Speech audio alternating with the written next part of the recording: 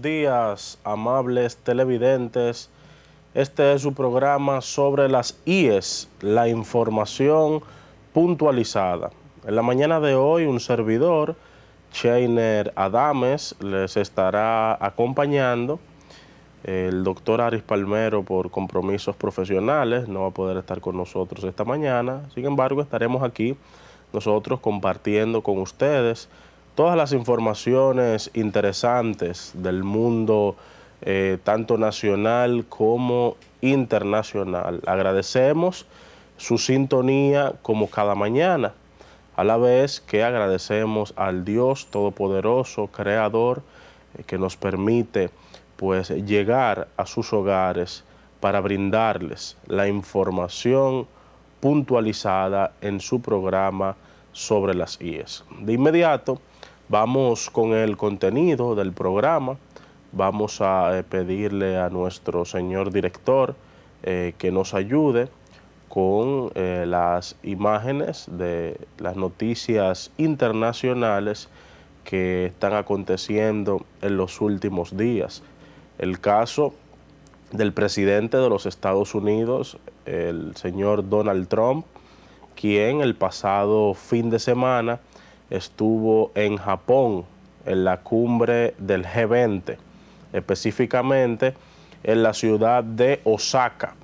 Allí pues se reunieron los más grandes líderes del mundo y Donald Trump, como presidente de la primera potencia mundial, pues encabezó esta reunión de mandatarios. Se revisaron los acuerdos multilaterales que han regido las relaciones diplomáticas y comerciales de esas potencias, pero además se sostuvieron distintos encuentros de tipo bilateral.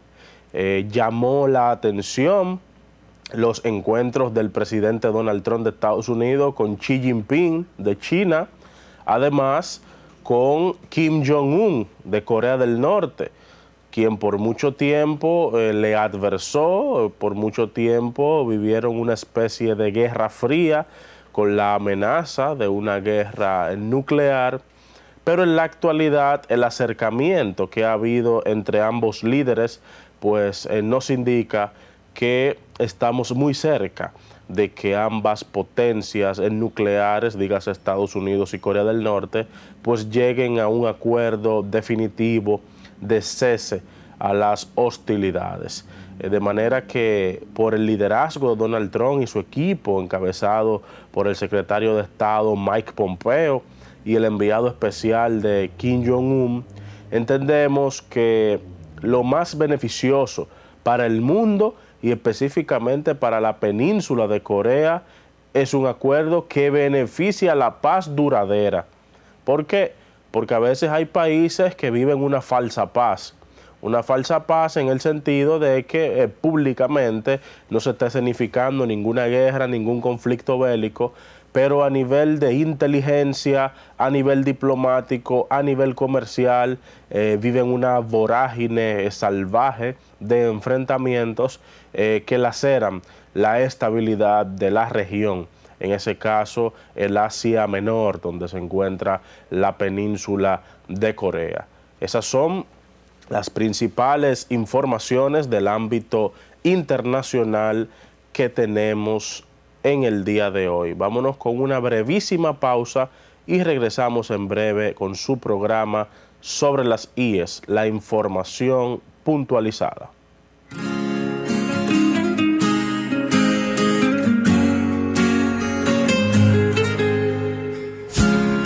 Mi despertar y mi atardecer, todo se lo debo a él.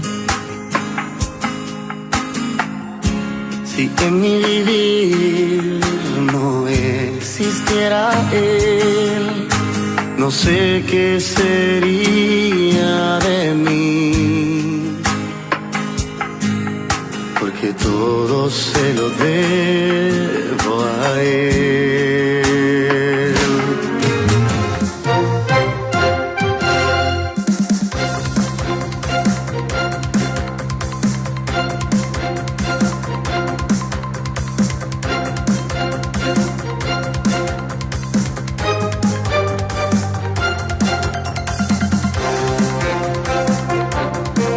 Bien, amigas y amigos, regresamos con su programa sobre las IES, la información puntualizada. Para quienes acaban de sintonizar, un servidor, Sheiner Adames, les estaré acompañando el resto del camino. En la mañana de hoy, los medios locales, nacionales, dan cuenta de la situación que continúa escenificándose en los alrededores del Congreso Nacional. Sabido es que la semana pasada, por solicitud del presidente de la Cámara de Diputados, Radamés Camacho Cuevas, el ministro de Defensa envió un gran contingente militar para proveer de seguridad los alrededores del Palacio del Congreso Nacional. Esto ante la amenaza de que manifestantes que se autodenominan defensores de la Constitución Dominicana acudirían allí para realizar una protesta pacífica, pues esto fue impedido por las fuerzas militares, específicamente la Fuerza de Tarea Conjunta del Ministerio de Defensa, comandada por el vicealmirante Lee Ballester de la Armada Dominicana y el general de la Policía Nacional, comandante del Comando Central Metropolitano, general Máximo Báez Aybar. Estos altos oficiales de la Fuerza Armada y la Policía, con un gran contingente militar, se habla de más de 1000 efectivos que estaban apostados allí, impidieron el acceso de los manifestantes a la explanada frontal del Congreso Nacional, donde se iba a escenificar esa protesta en procura de impedir o manifestar su desaprobación a una eventual reforma constitucional que tienda a habilitar al presidente Danilo Medina para que pueda postularse en las elecciones presidenciales del año 2020. Todavía al día de hoy se mantiene la militarización. Hay sesión en la mañana de hoy en el Congreso Nacional, en la Cámara de Diputados. Los diputados de la tendencia del expresidente Leonel Fernández manifiestan que estarán presentes, pero que no votarán por ninguna iniciativa que sea sometida hasta que se retiren las fuerzas militares que rodean el Congreso Nacional. Prácticamente en un estado de sitio se encuentra el primer poder del Estado. Lo mismo han manifestado el bloque de diputados del Partido Revolucionario Moderno, PRM, quienes han condenado esa acción de militarización del Congreso Nacional. Hablan de que es un atentado a la democracia, de que es un acto de intimidación a las funciones de los congresistas y que tampoco votarán por ninguna iniciativa que sea sometida mientras se mantenga la militarización del Congreso. De hecho, la semana pasada la sesión tuvo que ser suspendida por falta de quórum, debido a que la mayoría que componen los diputados del PRM y los diputados del PLD, que siguen la tendencia de Leonel Fernández, se retiraron del hemiciclo, y esto obligó a que el presidente cancelara la sesión por falta de quórum.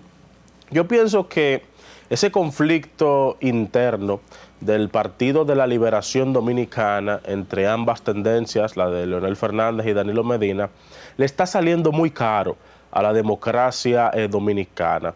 Nosotros entendemos que como partido político que opera en un sistema democrático, ellos deben resolver sus conflictos, sus dificultades a lo interno de su organización política, no así trasladándolo al centro del debate público, del debate democrático que es el Congreso Nacional.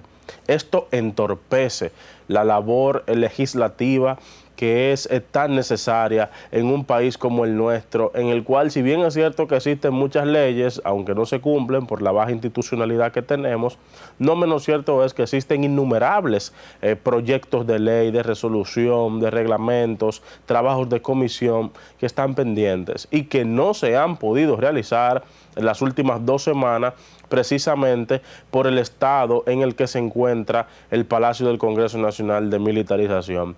Nosotros tuvimos acceso a una fotografía tomada por un senador al momento que llegaba al Congreso, en el parqueo del Congreso, donde guardan sus vehículos los congresistas, hay militares con armas largas y se encuentran unidades caninas, antimotines, antiterrorismo, como si se tratara de una zona de guerra.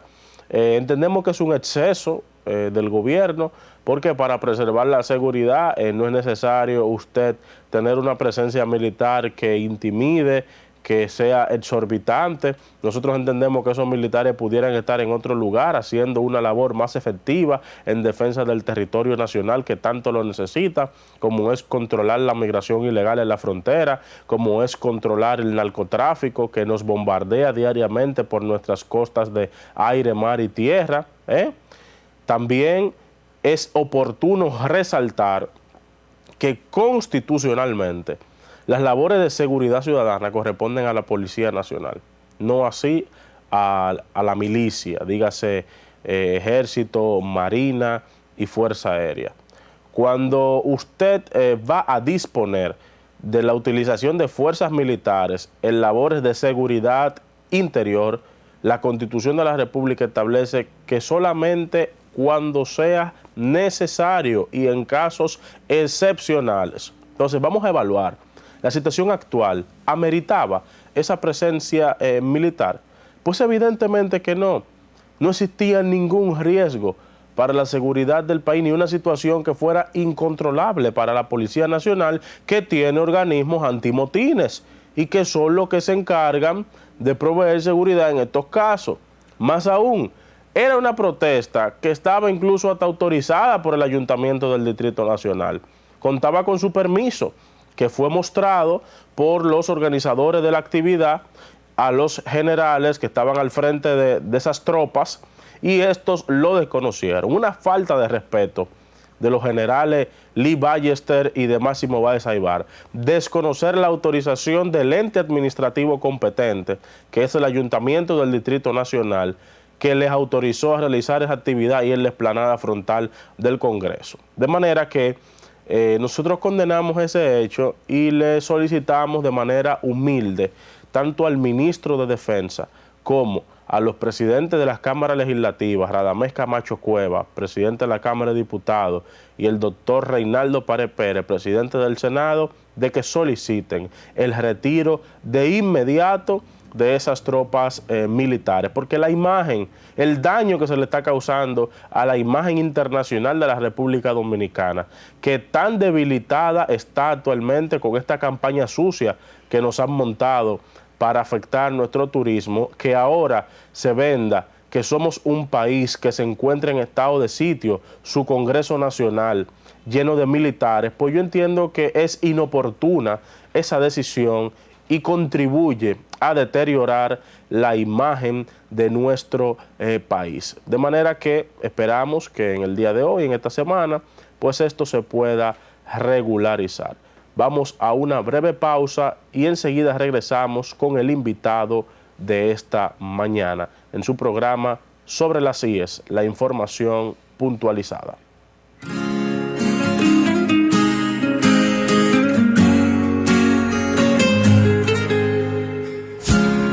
Mi despertar y mi atardecer, todo se lo debo a él. Si en mi vivir no existiera él, no sé qué sería de mí, porque todo se lo debo a él.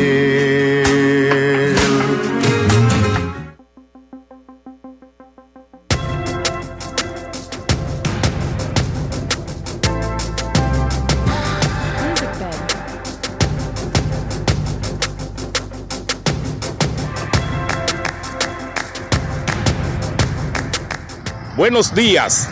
Para el programa sobre las IE, información puntualizada por TV 43, desde el barrio Urbanización Vicini, reporta Fulgencio Rosario. Nos encontramos en este barrio Urbanización Vicini, del sector de la Punta de Pescadores, y junto a nosotros la presidenta de la Junta de Vecinos, la señora Santa Félix. Buenos días, Santa Félix. Buenos días. Buenos días. ¿Cuál es la situación que hay en esta comunidad? Que hace días que veo que la gente, el síndico, las autoridades se han olvidado de esta comunidad y usted necesita ayuda en esta comunidad. ¿Cuál es el problema de esta comunidad? El problema que yo tengo en este sector es que mira cómo tengo, mira, los montes, mira. He pedido muchas veces que me le hagan un bacheo a esta calle, porque cuando llueve las personas no pueden transitar. Y las autoridades competentes a esta situación es caso omiso. Tengo cansado al que tiene que ver con la limpieza de las comunidades, a Batía de los Santos. No me escoge la llamada, no hace acto de presencia, nada. ¿Qué vamos a hacer? ¿Qué vamos a hacer? Yo necesito, mira cómo está mi calle, alúzame mi calle, cómo está mi calle. Mira cómo está mi calle, ven para acá. Mira cómo está mi calle. Mi calle están llena de polvo. Necesito mi asfalto, por favor. Miren cómo yo tengo esta comunidad, miren, llena de escombros, llena de basura, miren, llena de hierba. Y yo lo que quiero es evitar que el dengue hemorrágico se propague aquí con los mosquitos, porque aquí hay muchos mosquitos. Por favor, ayuden a los comunitarios, La luz, a mí me hicieron el presupuesto, me lo ejecutaron, sí, y me pusieron la bombilla, pero tengo el barrio apagado de nuevo. ¿Hoy por qué razón? Y yo no sé si han dañado la bombilla. Y Domingo Gelaber está consciente de esto, porque yo se lo he dicho por 2 veces, que tengo el barrio oscuro nuevamente. Y me han hecho caso omiso. Entonces, ¿qué uno tiene que hacer?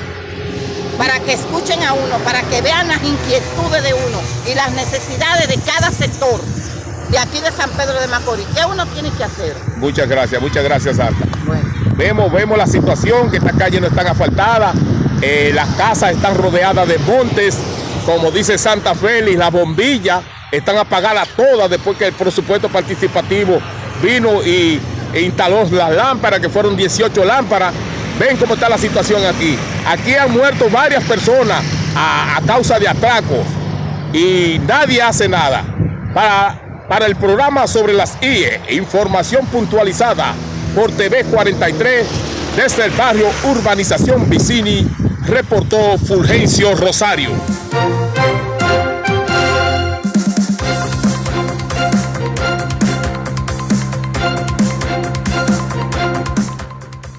Continuamos con su programa sobre las IES, la información puntualizada. En este momento vamos a presentar a nuestro invitado de la mañana de hoy. Es una persona que ha recorrido un trayecto en el ámbito político. Además es un abogado, aunque ha descuidado su ejercicio por dedicarse a la política, pero lo esperamos de este lado de nuevo en algún momento. Me complace presentarle a ustedes a un buen amigo, regidor actual por el municipio de San Pedro de Macorís y precandidato ya inscrito a diputado por el Partido de la Liberación Dominicana. Es el licenciado Marcelino Paulino. Buenos días. Buenos días, San Pedro de Macorís. Buenos días, hermano. Sí, es cierto lo que dice, que es de cuidado un poco la carrera por la política, porque tú sabes que en la vida uno no puede ser todólogo. Cuando quiere hacer muchas cosas juntas, al final a veces no hace ninguna. Pero sí, al final del túnel nos veremos de nuevo en la carrera, porque tú sabes que la política, yo todo el tiempo he dicho que debe ser, la política partidaria, ¿verdad? No debe ser para toda la vida. Hay que darle oportunidad a los demás. Marcelino, vamos a comenzar por hacer un poquito de historia de cómo inicias tú en la política. Ya dije que eres abogado, es tu principal actividad, ¿verdad? Tu profesión, pero que desde hace unos años decidiste incursionar en la política. ¿Cómo llega Marcelino Paulino a la actividad política? Bueno, tú sabes que yo siempre me he dedicado a lo que es la obra social y con las personas en los barrios. Yo me crié en un barrio, en un batey, allá en Santa Fe, y todo el tiempo he estado trabajando con lo que es la comunidad, con los más necesitados. Y después que uno llega a una etapa de la vida donde Papá Dios le ha dado algunas facilidades a uno, entendí que para yo poder ayudar más de lo que yo he ayudado a las comunidades, mayormente de mi sector, desde un ámbito político nosotros podríamos hacerlo. Y a través de algunos amigos que me decían que cuando yo iba a los lugares todo el mundo me abordaba, me decían que yo debería de incursionar en la política, y un día así, como dicen en los barrios, y más acá y más allá, ahora sí en una parcela política. Y el resto es historia. ¿En qué partido inicias a involucrarte en labores políticas? Mira, tú sabes que yo siempre te di una frase de Aristóteles que decía: son politicón, que el hombre es un animal político que vive en sociedad. En sí, mi familia siempre fueron del PRD. Mi familia era en Peñagomisa. Yo recuerdo que yo le dije a una persona que cuando incursioné en otra parte de la política, le dije: si Peña Gómez vuelve y nace, olvídate de mí. Él se echó a reír. Porque yo entendía que Peña Gómez y esos líderes de aquellos tiempos, el doctor Joaquín Balaguer, Juan Bosch, esas personas tenían propuestas, tenían discursos que convencían, eran líderes de masa. Y yo me identificaba siempre por esa gallardía que tenía el doctor Peña Gómez de hacer oposición. Incluso tú por eso me has visto que siempre he sido un opositor. Y es que nosotros, mi familia, venimos de ahí. Pero yo nunca fui un militante, o sea, activo, un activista.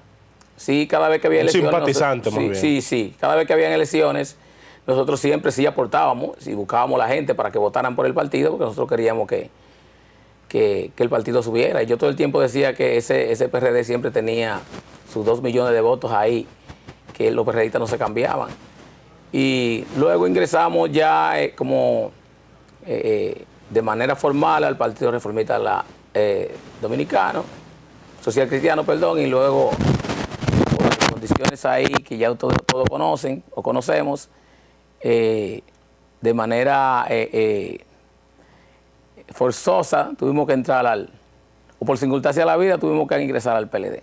Vamos a hablar de esa parte más adelante, de cómo se da ese tránsito del Partido Reformista al Partido de la Liberación Dominicana. Pero antes de llegar ahí, Marcelino, entonces en este momento me gustaría que abordáramos tu labor como regidor del municipio San Pedro de Macorís, que en la actualidad te permite presentar una hoja de servicio al electorado petromacorizano, en la cual ellos puedan darte un voto de confianza para que los representes esta vez a otro nivel, a nivel legislativo.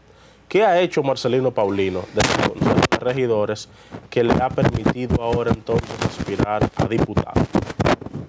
Bueno, yo creo que si vamos a hablar del Consejo de Regidores, ese programa no nos va a dar el tiempo, pero sí te voy a hacer una síntesis. Porque yo, sin que se vea arrogante, un día en un pleito que eché con ellos allá, que me dijeron que una sola golondrina no hacía verano, que ese fue aquel problema de la basura, cuando yo sometí la rescisión del contrato de la TURSA, o aseos municipales, con el ayuntamiento. Me dijeron que una sola golondrina no hacía verano, y hubo el match de 16 contra 1. Y yo dije, bueno, no hace verano una sola golondrina, pero sí anuncia el invierno. Y usted sabe que después de ahí yo armó también un tranque que fue ese mismo día, con el presupuesto también, donde tuve que acudir a los tribunales, porque como me habían dejado solo, y yo entendía que tenía razón, yo acudí a los tribunales. En cuanto a lo que son los proyectos, ya le mencioné uno, siempre hemos velado porque el presupuesto se ejecute en la forma que debe ejecutarse, que no se laceren las partidas. Siempre he llevado una guerra campal con lo que es el presupuesto participativo, donde a los barrios, después que se le asignaba una asignación de 50 millones de pesos, ahora se le están asignando 30, y a cada sector lo que se le está dando entre 240, 250 mil pesos y a veces hasta 200 mil pesos. Que yo digo que para tú hacer un ejemplo, hacer ahí contener, no te da bien ni para 100 metros. Entonces, siempre he venido peleando con eso. He sometido también proyectos de resolución para que se le haga el aumento a los trabajadores. Esa resolución está ahí. Sometí proyectos de resolución para la reconstrucción del Parque de Santa Fe, proyecto de resolución para la reconstrucción del Club Deportivo Cultural Nueva Centro también de Santa Fe, un proyecto de resolución también para una construcción de una funeraria también allá en Santa Fe. Sometí también un proyecto de resolución para que pero en este me dieron duro, un proyecto de resolución para que en el pueblo, o sea, en el casco urbano, no se instalaran antenas de comunicación. Ese quedó sobre la mesa. Hice un sinnúmero de proyectos y comisiones que hemos participado. En la revisión del contrato también con aseos municipales hay una propuesta que es mía, de donde dice que ellos deben de tener 18 camiones aquí para poder recoger la basura, porque ellos decían que el problema era económico, y yo les decía que el problema era de equipo. Y por eso que tuve que en esa resolución y en la revisión de ese contrato, que ahí está, incluso está notarizado, dice, vista la propuesta del regidor Marcelino Paulino, que deben tener un mínimo de 18 camiones para recoger la basura aquí en San Pedro de Macorís. No te voy a decir que el problema se ha resuelto, pero sí se ha ido arreglando un poco. Ellos no tienen los camiones que deben de tener todavía, porque ellos trajeron, creo que fueron 10 camiones. Creo que han reparado algunos. Y en estos días voy a ir a pasarle una fiscalización para que ellos me digan a mí cuántos camiones sí tienen, porque creo que todavía no tienen los 18 camiones aquí. Marcelino, entonces, con el recuento o la síntesis que has hecho de tu labor en el Consejo Municipal de San Pedro de Macorís, podemos decir que te has constituido en un ente fiscalizador de la actividad de la administración municipal, que es una de las funciones esenciales de un concejal. Vamos a extrapolar las funciones de un concejal a las funciones de diputado. El diputado es también un fiscalizador, pero del gobierno central.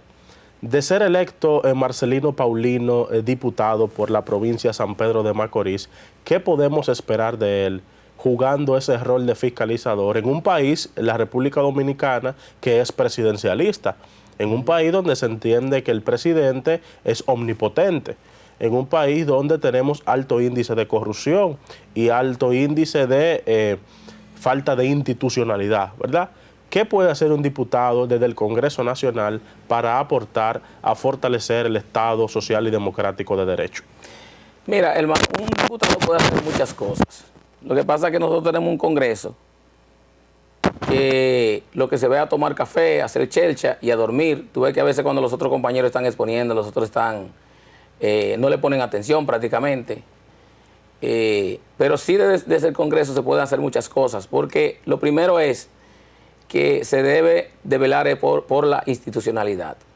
Que cuando se vaya a aprobar ese presupuesto general de la Nación, antes de aprobarlo, usted debe de emitirle su propuesta o su solicitud al presidente mediante una carta, mediante una reunión, y decirle cuáles son las necesidades de su pueblo. Porque cuando ese presupuesto llega allá, o sea que ya la DIGEXPRES lo elabora, eso prácticamente llega amarrado.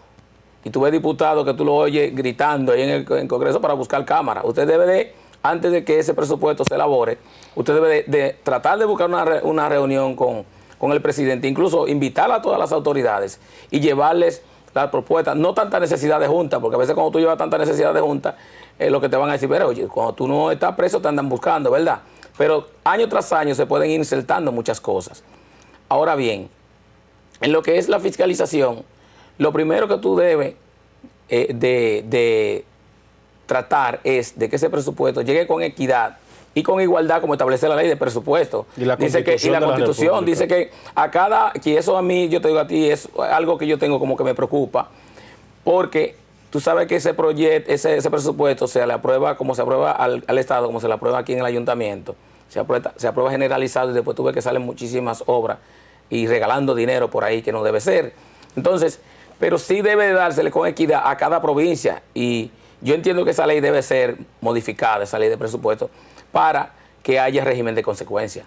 Establecer sanciones Eso a la es así. violación de la Eso ley es de así. presupuesto. Eso es así, porque no se aplica con equidad, y hay que decir la verdad. Esa ley de presupuesto no se aplica con equidad, porque si tú te pones a ver a San Pedro de Macorís, ¿qué obra traen para San Pedro de Macorís a través de los años? Tenemos 3 años solamente con un asfaltado. Es lo único que hemos recibido en los últimos 3 años. Bueno, lo que pasa es que el asfaltado no es una obra, es Y ni una siquiera vía. es una obra de este gobierno. Eso fue contratado en el gobierno anterior. Se está ejecutando en este gobierno. Yo te puedo decir que el asfaltado no es una obra, sino que es una obligación del Estado o del gobierno, que eso lo establece la Constitución. Usted tiene que darle vía de comunicación a las personas. Y una de las vías de comunicación son el arreglo de las carreteras y el arreglo de las calles. Porque yo no sé si tú te has fijado en esos campos, cuando hay muchos productores que tienen las provisiones o los rubros y no tienen cómo transportarlo al pueblo porque la carretera es un solo hoyo, una sola furnia, como dicen, los vehículos no pueden entrar. Entonces tú tienes que darle capacidad a esa persona y facilidad para que ellos puedan transportarse. Pero también eso así en el área rural, en el casco urbano. Tú no puedes tener un municipio o una provincia o un pueblo, como se quiera llamar, lleno de hoyos, por la sencilla razón de que cuando la persona van a instalar una empresa grande, lo primero que chequean es cuál es la capacidad de movilidad de la gente, ¿verdad? O las personas. Y si tú no tienes una vía comunicacional, que son las vías de tránsito, entonces dicen que esa provincia es una provincia prácticamente fallida. Y yo te voy a poner un ejemplo. Yo tengo un tiempo que no voy a Monte Plata, pero yo una vez fui a Monte Plata y yo dije, pero esto es una provincia. Es un pueblo que aparte de que es pequeño, yo no vi casi ninguna, ni la calle principal estaban asfaltadas, todo era un solo hoyo. Te estoy hablando del año 90, 91, por ahí. Y yo entiendo que así yo diría, bueno, si yo fuera un empresario grande en esos tiempos, yo decía, yo aquí no voy a invertir mi dinero. Y así pasa con esas provincias. Como San Pedro de Macorís, por tal razón yo entiendo que el asfaltado es una obligación del Estado. Eso Marcelino, no es una obra que pueda atraer empleo. Hemos hablado de la función de fiscalización del Congreso Nacional, además de la función de representación que deben hacer los congresistas en la gestión de obras que generen bienestar colectivo en sus comunidades, su provincia. Vamos a hablar ahora un poco, me gustaría conocer y a nuestros amables amigos televidentes sobre la propuesta legislativa de Marcelino Paulino. ¿Cuáles serían esos proyectos de ley que tú como diputado tienes en carpeta para someter una vez te juramentes como congresista de la República? Esa es una pregunta que te la voy a contestar a media, porque yo soy una persona coherente y cada candidato o aspirante tiene su librito. Tú sabes que nosotros, como un poco ducho en lo que es la materia del derecho, tú sabes que el abogado dice que hay un dicho que culebra no agarra maco saltando, ¿verdad?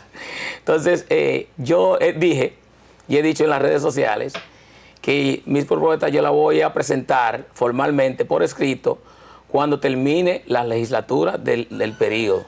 Porque tú sabes que hay muchos aspirantes a diputados y hay diputados que están ahí que no han hecho nada, y entonces tú vienes con una propuesta ahora y la emites por aquí, entonces ellos van y te someten un proyecto de ley. Así me pasó ahí con un proyecto que me lo voy a reservar en el ayuntamiento, que en una reunión yo dije una vez que iba a someterle un proyecto y vino una regidora o un regidor y sometió el proyecto prácticamente a media. Y eso a mí me dolió mucho, porque yo dije, wow, yo tenía algo muy acabado. Incluso yo iba a ir hasta la Universidad Central del Este para hacer un estudio con unas personas que hay ahí, profesionales. Y nada, el proyecto se sometió prácticamente en caliente, como dicen, sancochado. Y quise hacer una modificación y no me lo permitieron, porque tú sabes que aquella vez prácticamente nosotros no teníamos mayoría ni nada de eso. Pero sucedió. Entonces yo no quiero que me suceda ya por esa experiencia. Ahora sí te voy a decir, te voy a hablar en los sectores que van las propuestas. Va en el área de la familia, en el área de la salud, el área de la seguridad, el área de los seguros, el área de medio ambiente, y así sucesivamente. Pero más adelante la vamos a traer por escrito. ¿Por qué? Porque nosotros ahora lo que vamos es una primaria abierta, ¿verdad? Y simultánea. Y lo que tenemos, no tenemos prácticamente el tiempo de ponernos a trabajar en propuestas, sino de captar el voto para nosotros poder ser candidatos, ¿verdad? Para optar por la posición. Ahora ya cuando tú vas a ser candidato, por eso dije anoche aquí, que estaba en el programa, en otro programa, que estas elecciones van a ser muy atípicas, porque hay mucha incongruencias, hay muchas confusiones, y lo que hay es que trabajar, caminar calle a calle, como dicen, y paso a paso, y persona a persona, face to face, como dice uno de los líderes de tu partido, que es lo que le gusta a la política, face to face. Entonces, ¿qué te digo con eso? En una de esas áreas van lo que es la propuesta, y también, otra también que te la puedo decir, que es la modificación de la ley 176, que esa ley es prácticamente es un absurdo. Tiene muchas incongruencias que no la voy a decir, pero sí por ahí van, y otras cosas más que luego la vamos a proponer, pero sí, eso es luego de que ya cierre el periodo de la legislatura. Marcelino Paulino, aspirante a diputado por el Partido de la Liberación Dominicana, está conversando con nosotros esta mañana en su programa sobre las IES, la información puntualizada. Vamos a ir a una breve pausa comercial y en breve regresamos con la parte final de la entrevista.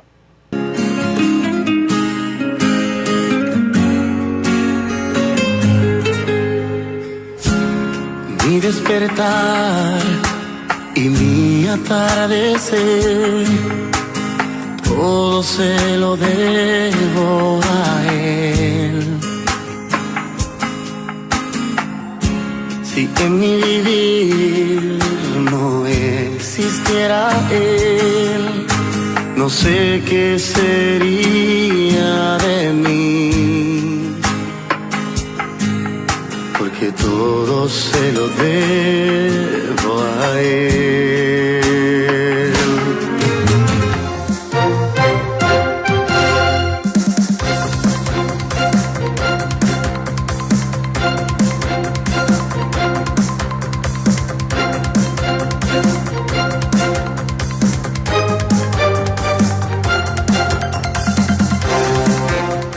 Bien, amigas y amigos televidentes, continuamos con su programa sobre las IES, la información puntualizada. En la mañana de hoy les hemos traído un plato fuerte.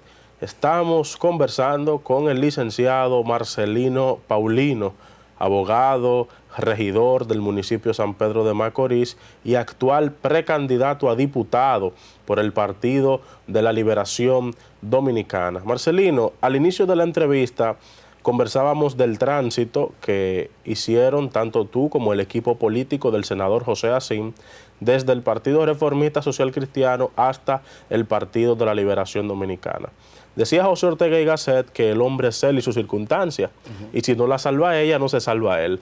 ¿Cuáles fueron esas circunstancias que llevaron a ese equipo político a dar ese salto hacia el partido oficialista, un partido que está en el poder, un partido que tiene mucha gente y un partido en el cual ustedes vienen a hacer un trabajo desde cero prácticamente?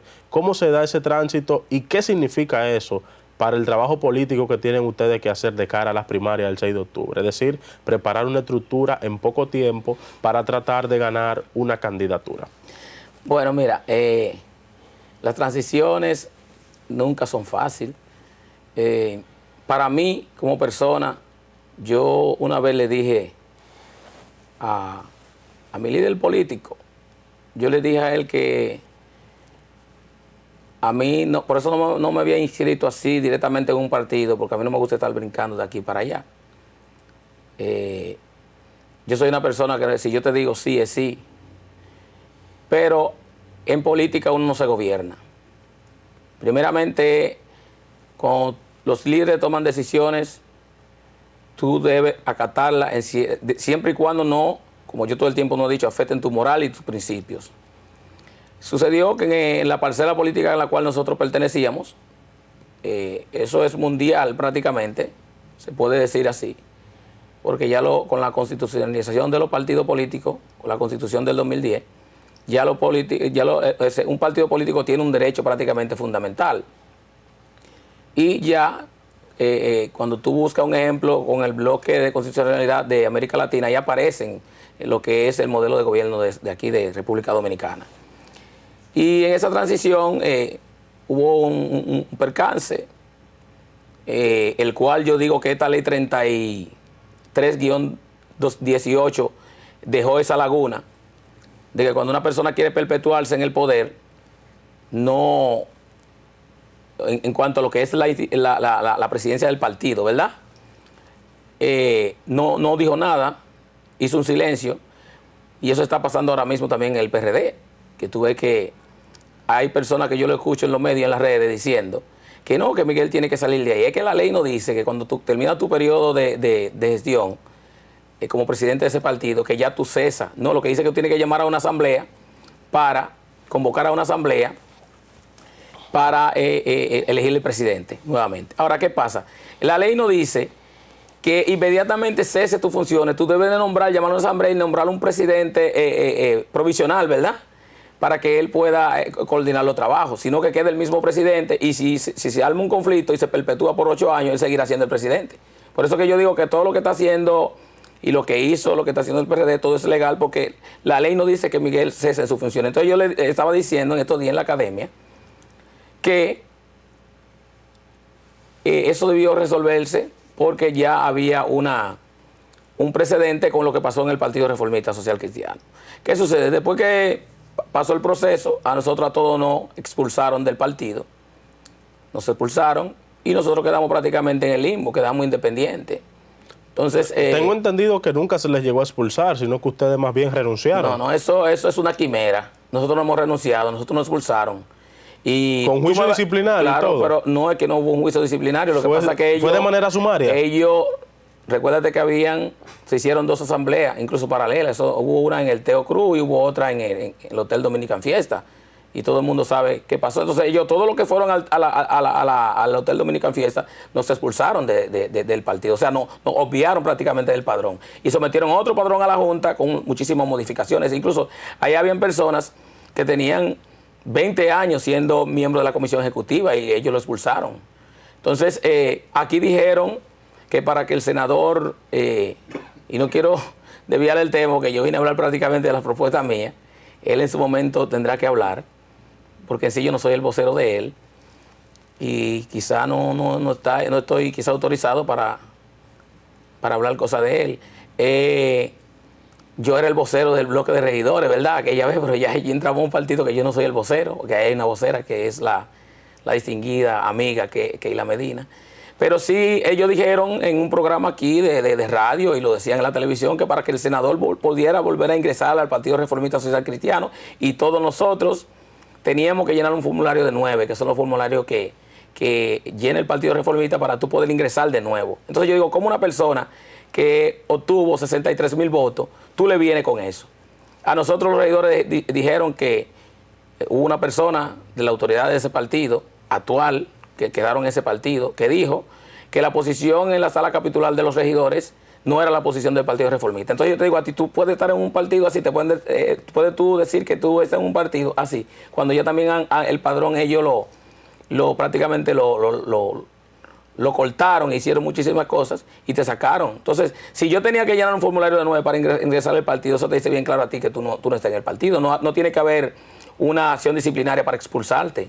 Porque si bien es cierto que los estatutos dicen que cuando tú cometes una falta grave, te expulsan, no menos cierto es que cuando hay conflictos así y más judiciales, mayormente siempre esos conflictos paran en disgusto y situaciones que a veces se dan avasalladoramente, que fue lo que pasó con nosotros. Así que nosotros sí estuvimos fuera del partido. Marcelino, en estos últimos minutos de entrevista queremos abordar un tema de actualidad, y es lo que se está comentando actualmente en el Congreso Nacional al que tú aspiras a pertenecer, y es una eventual reforma constitucional para habilitar al presidente Danilo Medina y que pueda participar en las elecciones del año 2020. ¿Qué opinión te merece ese proyecto?